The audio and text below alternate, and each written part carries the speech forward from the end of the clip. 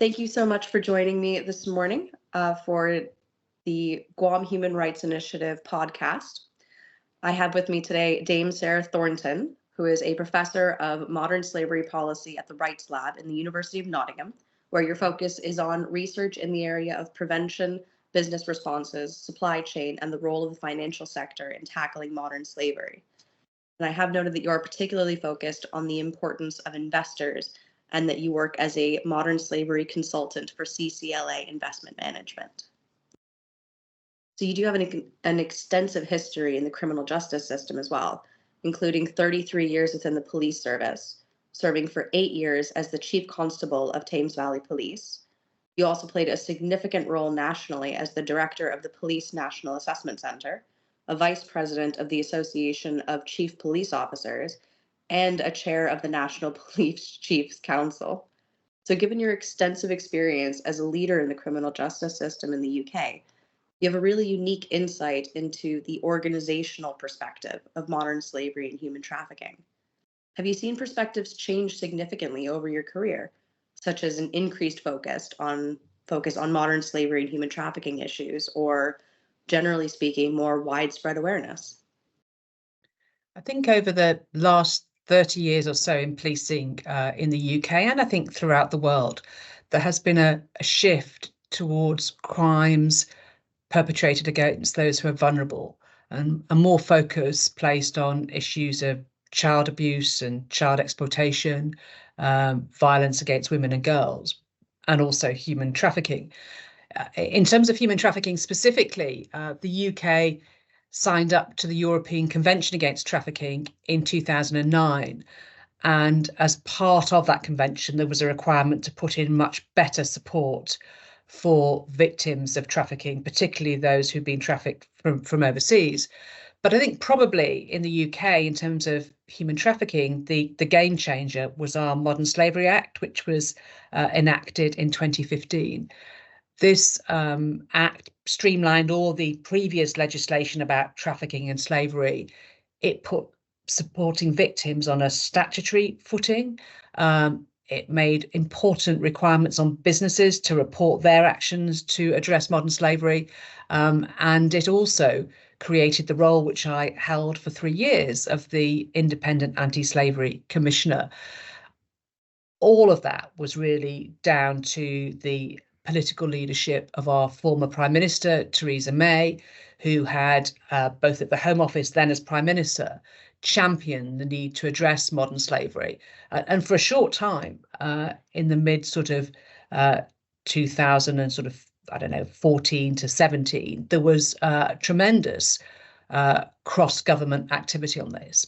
Unfortunately, in the last few years, the political focus on immigration and stopping small boats has eclipsed these efforts, and we're really hoping that if there's a new government, that might change.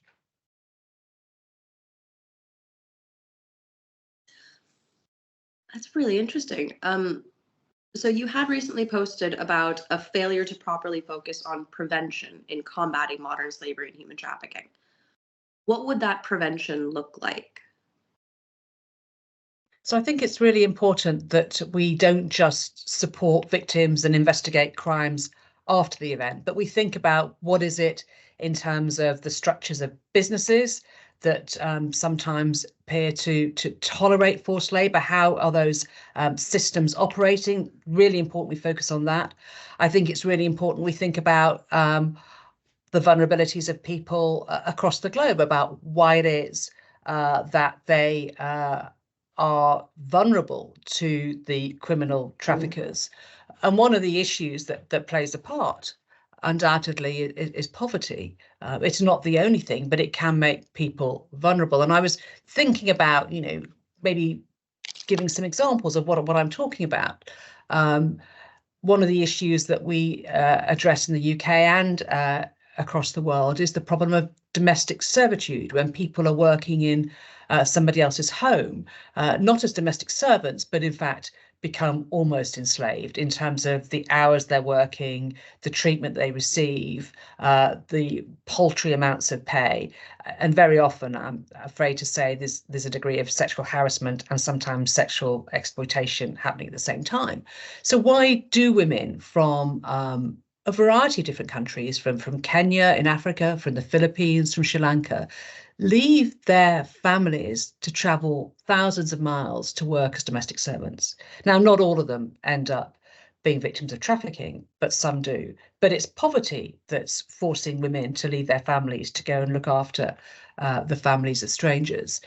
There were reports in the last week I noticed about jasmine picking for perfume in Egypt. Now, that's traditionally been something that the women are doing, but the pay is so low that they're now getting their children involved, and young girls aged 10, 11, 12 working through the night to pick the jasmine flowers to supplement their parents' very meagre salaries and income. It's another example of poverty.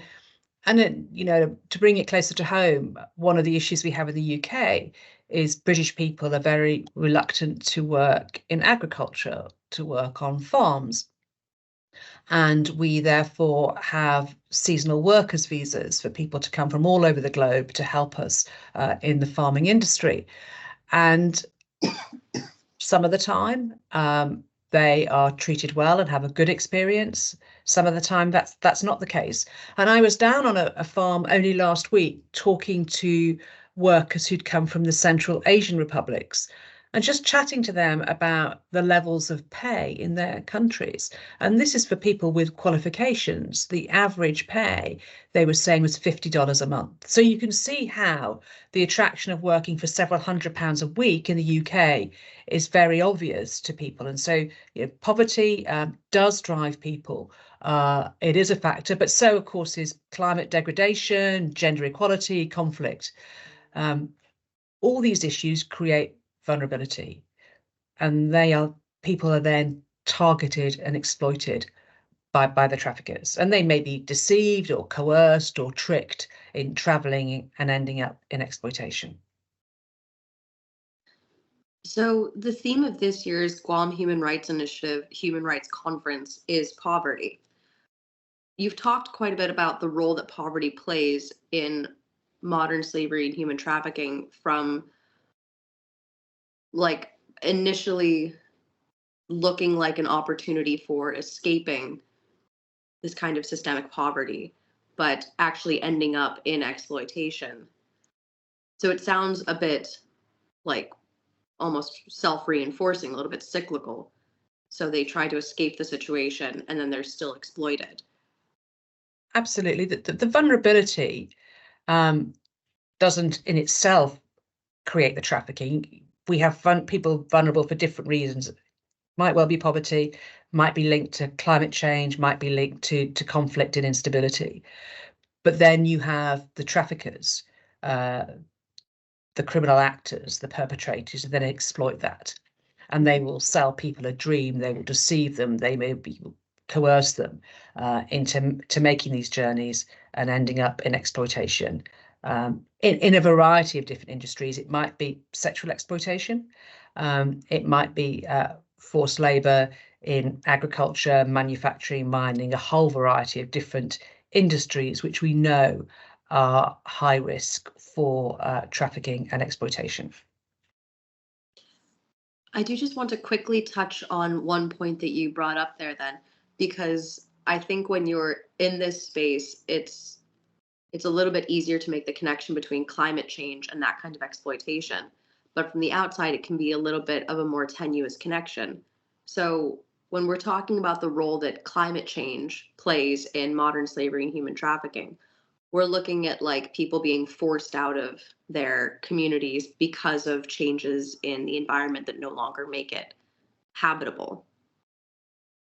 That's right. It might just be too hot or too wet to continue to live where they have been living, but also climate transition, which of course is important to move away from fossil fuels, that can also deprive people of their livelihoods. It can provide real issues about their ability to live sustainably in the place where they've lived for hundreds of years. And therefore people are on the move, they're migrating, and they are vulnerable to exploitation and trafficking. Mhm.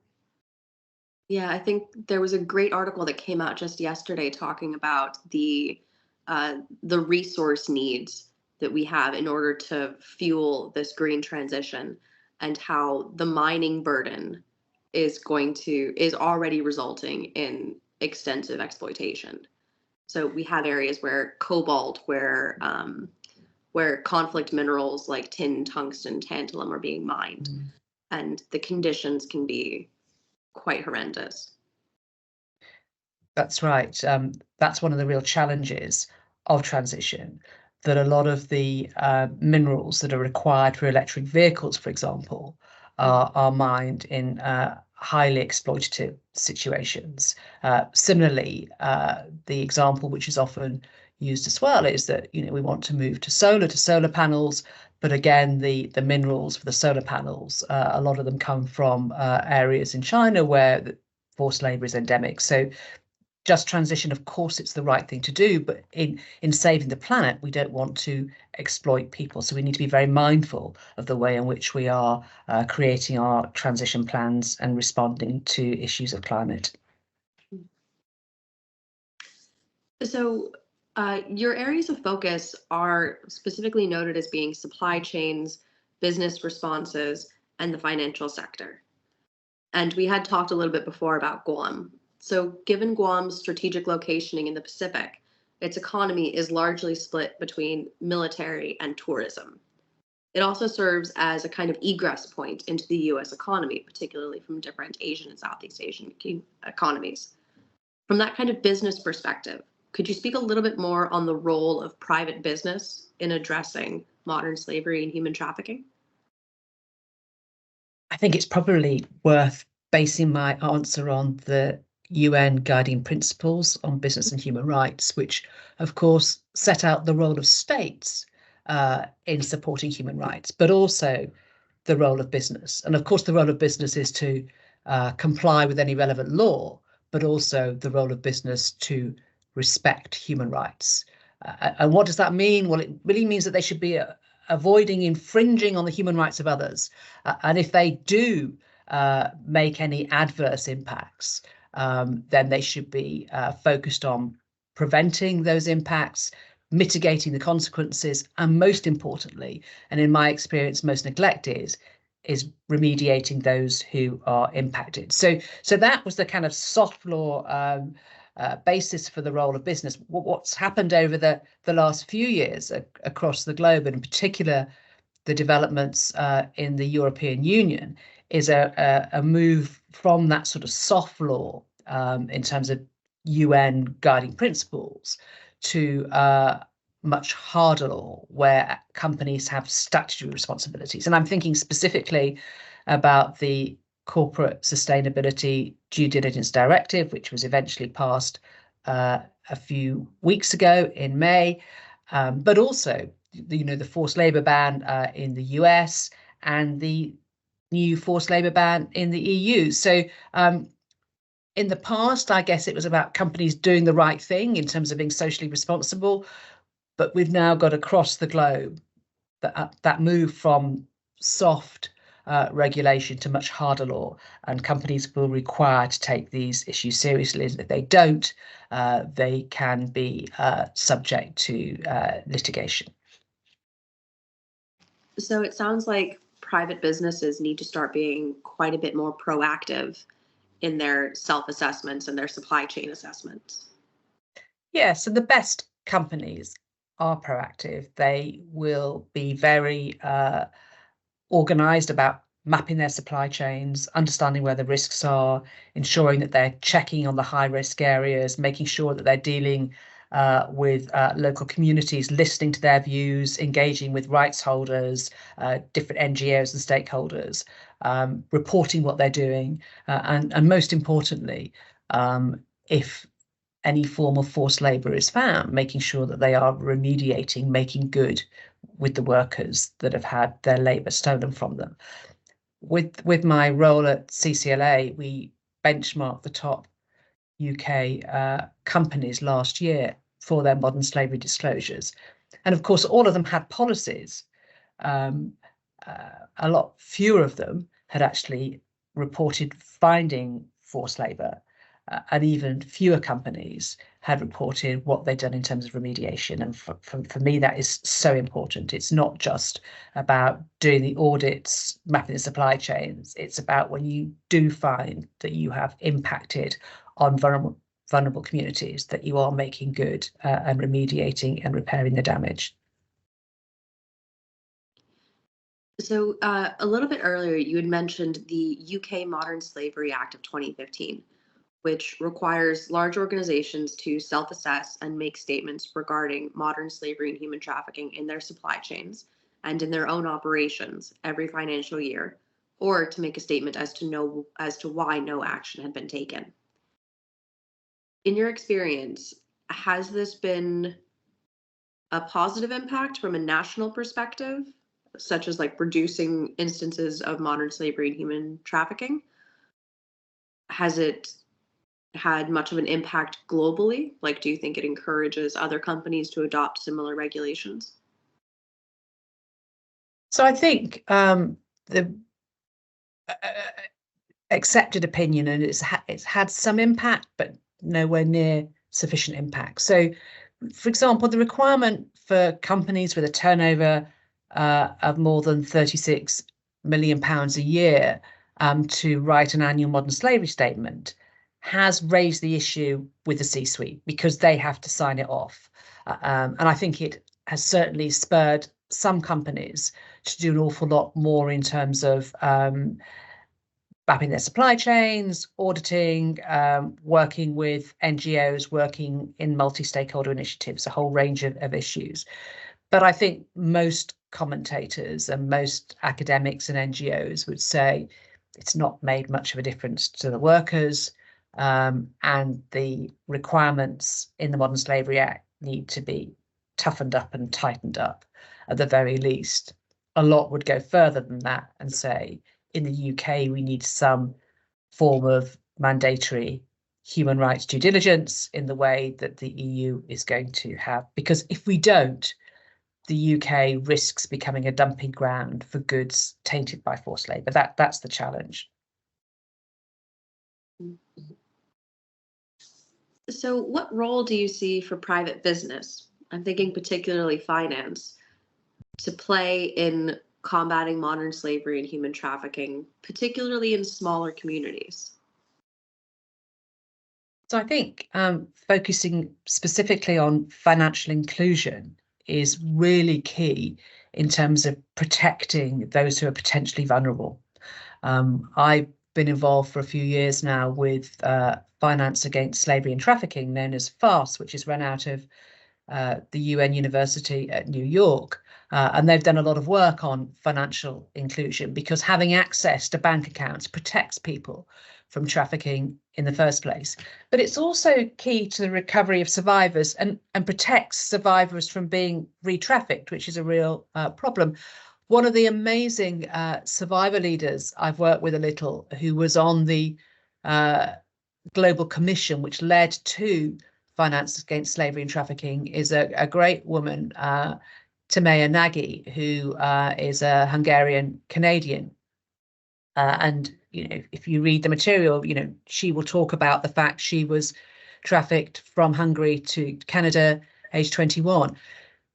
The point I want to make in this context is that she describes how when she had been freed, so she was no longer in exploitation, she'd applied for a bank account, but she didn't have immigration status. She didn't have proof of address. She just had her Hungarian ID. And so she was turned down. And what that meant in practical terms for her was she was working 2 or 3 jobs to kind of pay the rent, to pay for her food. But the only way that she could be paid was by a check. And she'd have to go to the Western Union to cash the check. And that meant she lost 30% in that transaction. So it really meant she was struggling to pay for her rent and for her food. You know, and she talked so powerfully about how having access to a bank account would have made a huge difference to her when she was really, really vulnerable. And And the problem with financial inclusion, I mean, I think it's pretty obvious for all of us, we rely on having bank accounts to do the basics in life. But for those who have been trafficked, they might lack documentation like Timea. It might be that their traffickers have abused their financial identity, and therefore they've got a bad credit rating. They might have language barriers. They might not have access to digital means, so whether it's the data or indeed the hardware to kind of go online, it might be about physical accessibility, all sorts of reasons that make survivors, particularly vulnerable and therefore unable to access the sort of banking that you and I would take for granted. And as a kind of consequence of this, one of the initiatives that FAST have developed and have promoted is encouraging high street banks to create survivor bank accounts to address some of these issues. And one of the leading ones in the UK was HSBC, which launched a survivor bank account back in 2019. They trained local people in their local branches as champions, so they knew what it was all about. And I think in the first couple of years, 1,500 accounts were opened. And I can remember meeting a survivor who was being supported, and she'd had some money given to her by the government, who had been wrongly underpaying her sort of support allowance. And she told me with great pride that she had this bank account, her survivor bank account, and she had this money in the bank account. And that sense of security and protection was palpable just hearing her. So for me, financial inclusion is so important, and the banks, financial services organisations really need to think about what they can do to help protect the most vulnerable. FAST is doing absolutely incredible work. I've seen some of their recommendations for helping set up like the survivor bank accounts. It doesn't seem like it's that massive of an effort to put in. It's things like understanding how to work with people who maybe don't have a credit history or who don't have, national identification documents or something like that. But the impact that it has on the survivor is incredible. Absolutely makes a huge difference. Absolutely. And of course, the banks are very heavily regulated, which is right and proper. And we're always very concerned, aren't we, about financial crimes and people committing fraud. And so they have these policies such as Know Your Customer, NYC, which means they require all this documentation. So there are good reasons why they want the documentation, but then we have a very important group of people, survivors of trafficking, who don't have that documentation, and therefore they need to think about what are their systems and processes for addressing those issues so that people can have access, which then in turn protects them from the exploitation of the traffickers. So during your term as the UK Independent Anti-Slavery Commissioner, from a leadership standpoint, what challenges did you experience in bringing more focus to modern slavery and human trafficking issues? Did you find it was more of an issue of raising awareness, working through any sort of resistance, or integrating modern slavery and human trafficking policies throughout the organizations that you worked with? So to answer that, it might be helpful if I talk about three specific areas: law enforcement, then businesses, and finally consumers. Before I became the Anti-Slavery Commissioner, I'd been a Chief Constable for many years. And so I was able to use my network to raise the profile of modern slavery and human trafficking. I argued very strongly for developing specialist expertise, for better and more training, more focus on financial investigation, and also using specialist investigative techniques to address what are very often organised crime groups. And therefore, the lone detective is not going to solve these crimes. You need a much more sophisticated team approach using different techniques, might even include covert techniques. And I think the main barrier when trying to push for all of those things in law enforcement was the fact that there were so many competing priorities and consequent issues about resource allocation. If you asked chiefs, is this a priority? Of course, they'd always say yes. Did the resources follow that? Not always. But I kind of understand the fact that there were lots of people telling them that different things were priorities. In terms of businesses, I did quite a lot of work with businesses, trying to move away from them seeing modern slavery as something that they just had to write an annual report on, and the idea in the report was to say as little as possible. I wanted to persuade them that, of course, slavery and trafficking were salient risks. They were important because they were affecting people, but also they could be material risks to the business, whether that's in terms of reputation or share price, or indeed, as regulation increased, maybe even prosecution or litigation. And one of the things that I did to try and kind of practically explain what was going on is I published 2 pretty chunky reports on police investigations, one in the agricultural sector and one in construction. And we went in great detail about exactly how the organised crime groups had, in both cases, exploited hundreds of people, firstly in agriculture and secondly in construction, how the police had investigated those cases, prosecutions have been successful, and people have gone to prison. And then we kind of said, well, what was it about those businesses that made them susceptible to these organised crime groups, and shared that very widely amongst the businesses and said, look, this is what's happening. You really need to focus on strengthening your processes, your systems, making sure that you are doing all the auditing and checking, because even, in one of the cases, one of the farms involved was pretty good at this stuff. They would acknowledge the risk, but even they got caught because organised criminals can be exceptionally devious and clever. And the third area that I worked on was around consumers. The Modern Slavery Act in the UK assumed that consumers would want to look at businesses' modern slavery statements when making their purchasing decisions. I mean, I do think that was quite optimistic, and I do think there's a role for regulators and law enforcement. But I was very supportive of research in this area, and I also personally spent a lot of time going to all sorts of different community groups, schools, colleges, universities to raise the issue, because one of the issues about slavery and trafficking is it is hidden.